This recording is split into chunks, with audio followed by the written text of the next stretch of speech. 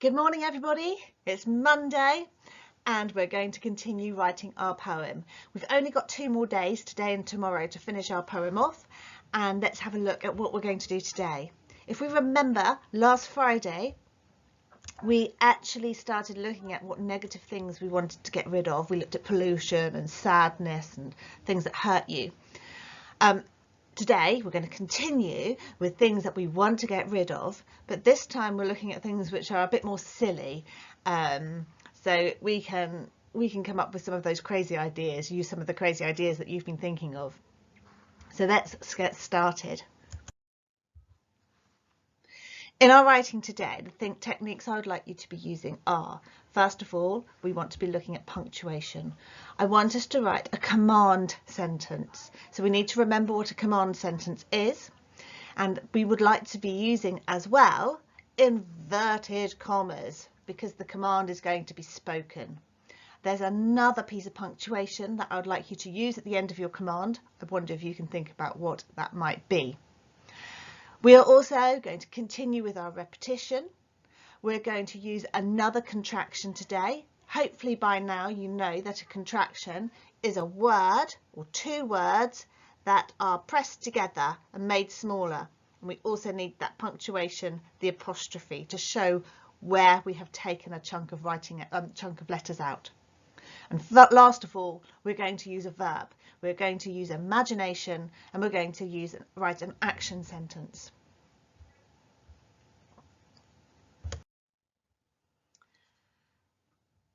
Now, if it works, I'd like you to start this one with or. The reason being, if you think about the last verse that the last part of writing that you wrote, the beginning of it said, you know, to get we wouldn't have pollution, we wouldn't have crying, we wouldn't have bruises. Now we go or, and this is where I want us to think about a command. What commands do teachers give that you want to get rid of? What commands might your dentist ask you to do, again, that you want to get rid of? What about your grown-ups at home? What do they tell you to do and you'd like to get rid of it? Or the doctor, what does he tell you to do or she tell you to do and you want to get rid of it? Well, I have thought of a few, and obviously you can use my ideas or you can think of your own. I'm sure you've got lots of ideas in this one. Or brush your teeth. Fasten your laces. Tidy your table. That's one I use a lot. Fold your clothes. Eat healthily. Eat your greens. These are some of the things that grown-ups might tell you to do all the time. Can you think of any more that you would like to use? So let's think about what we're going to write. Our next part of our sentence, our next part of our stanza is going to be or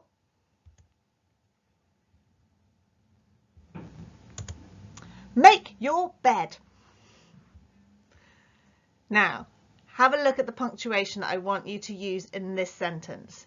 I would like you to use, we can put a comma after or, I would like you to use the inverted commas. The inverted commas, which some of you call 66 and 99, go around with the command, what is being said. Have you spotted the other punctuation that we can use in this sentence? It's a command, and sometimes, not all the time, but sometimes if the command is said in an exaggerated way, we would use an exclamation mark. So write your sentence. Which command would you like to get rid of? Of course you can use more than one if you want. Remember to lay it out like a poem. So make sure each command has a line of its own. And remember the punctuation.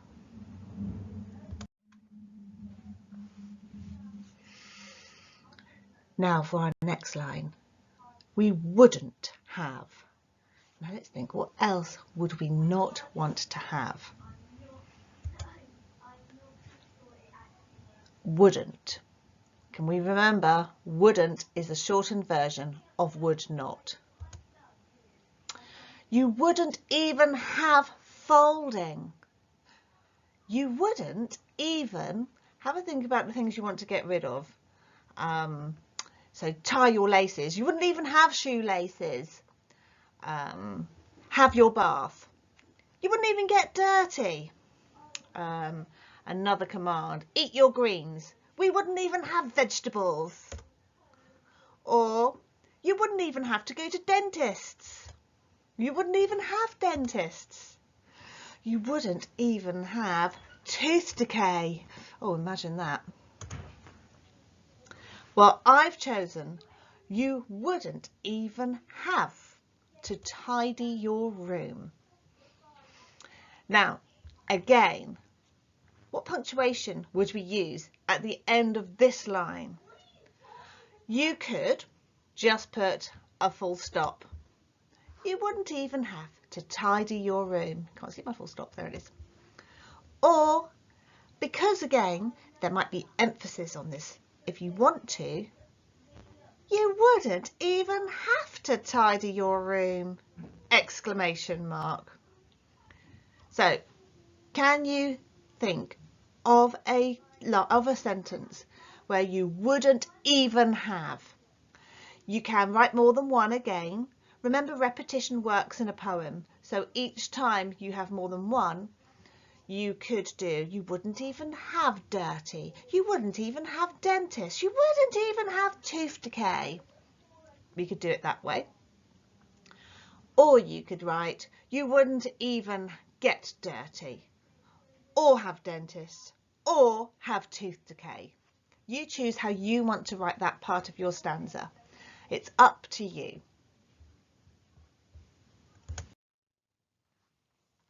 Finally, we're really going to use our imagination here, and I've suggested using maybe some of your favourite superheroes or characters from fiction. Have a think about some of your superheroes and how would you like them to be part of your life. So, for example, choose a positive superhero and a power, also a power that you might like to use. So, for example,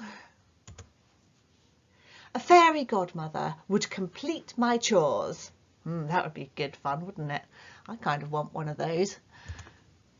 Maybe Batman would drop you off to school. Maybe Quidditch would be in the curriculum. What else? Think of a superhero. What would you like them to do? Maybe they would be your doctor. Maybe they would be your... maybe they would be your teacher. So if I were in charge of the world, repetition, Spider-Man. I'm going to choose Spider-Man and he would be my PE teacher. If I were in charge of the world, Spider-Man would be my PE teacher. Maybe Aquaman would teach you to swim. Maybe, let's think of another super, maybe Wonder Woman would do forest school. It's up to you. How would you use a superhero if you were in charge of the world? Using your imaginations, or maybe one of the superpowers, or another character from fiction that you would like to be part of your world. Write your sentences. You can choose more than one. Please remember your punctuation as you set it out as a poem. And I look forward to reading your ideas. I have to say that Mrs. Earle and I and Miss Golding and Mrs. Keeler have all been really impressed with your poems so far. They are fabulous, boys and girls, and your ideas are really tip-top. They are very good. So maybe at the very end, when you come back to school, we can all share some of those poems together and have a look at them, because you have got some really good ideas. Goodbye for now, boys and girls, and see you tomorrow.